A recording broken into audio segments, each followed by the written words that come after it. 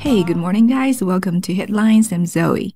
So overthinking might be one of the biggest stumbling blocks when you did, or do, or plan on doing something, which would either hold you back or makes you fixate on it. And today, let's take a look at 3 types of overthinking and how to overcome them. 做事情的时候经常会出现想太多的情况，非常影响做事效率。那今天就来看看3种形式的想太多，以及如何去应对。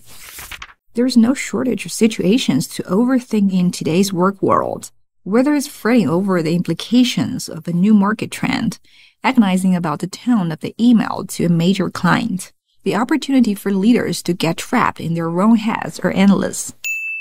There's no shortage of situations to do something. It's a terrific sentence starter to say the situations are pretty common. Fret over or about is to worry about. For example,Startup founders fret over getting fired like Sam Altman. Overthinking 是非常常见的，你会担心新市场带来的影响。Implication has 2 usages. One is the result or consequence, 影响。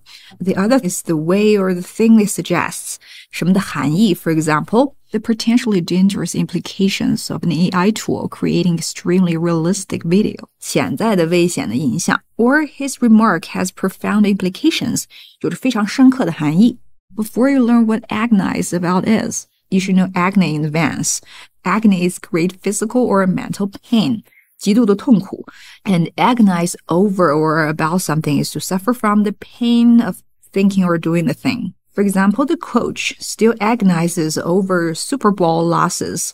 对于这个失败感到很痛苦. To truly tackle this issue, it's important to first acknowledge and understand that there are actually 3 forms of overthinking.Let's go through them one by one.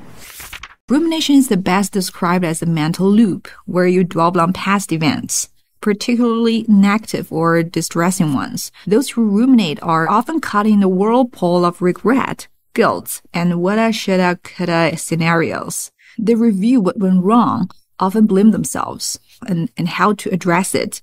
Counterintuitively, it can be helpful to schedule worry time. Instead of letting rumination overrun your entire day, confine it to a manageable slot, usually no more than 15 to 30 minutes. Since there are a lot of details about the solutions, I'll leave them in my WeChat account and you are more than welcome to check them out. Ruminating on, we've seen it several times, and its symptoms are dwelled on and second guess. 这些词呢都是对已经发生的事情久久不能释怀想来想去的行为的描述。And I'll give you another example. Winners quickly move on from a defeat. Losers dwell on the past. Be caught in the whirlpool of something. 漩涡啊，被卷进漩涡。She was caught in the whirlpool of jealousy. 陷入了嫉妒。Counterintuitively, let's split the word. Counter 相反的 ，intuitive 直觉。那就是反直觉 ，OK? Confine is to restrict. That restricts your rumination to a slot. And then slot 是一个槽位，插槽。这里是说固定空间。Future tripping. Instead of being trapped in the past, those who are future tripping are concerned about what lies ahead.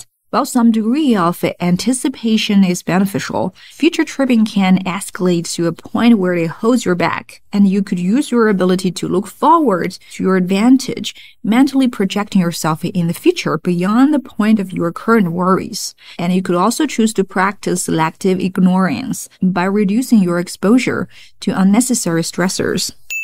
Future tripping, yeah. If someone trips,He stumbles and falls. 摔倒了，绊倒了。You could say he tripped over the toys, or he was tripped by the toys. 让玩具给绊倒了。那这里注意一下它的主动和被动啊。如果用的是 trip over， 它是自带被动，否则你就要用 be tripped by something.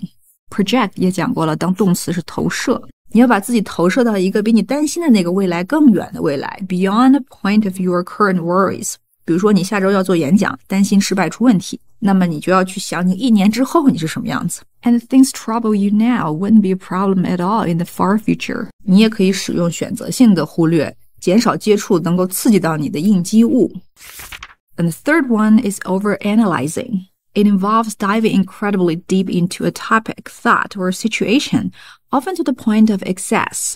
While it can sometimes lead to profound insights, more often than not,It results in getting bogged down in details that may not be particularly relevant. Instead of striving for the perfect choice, aim for one that is good enough, with the approach known as satisficing. And the key decision criteria, principles, guidelines, or requirements help you prioritize the most important variables weigh into decision.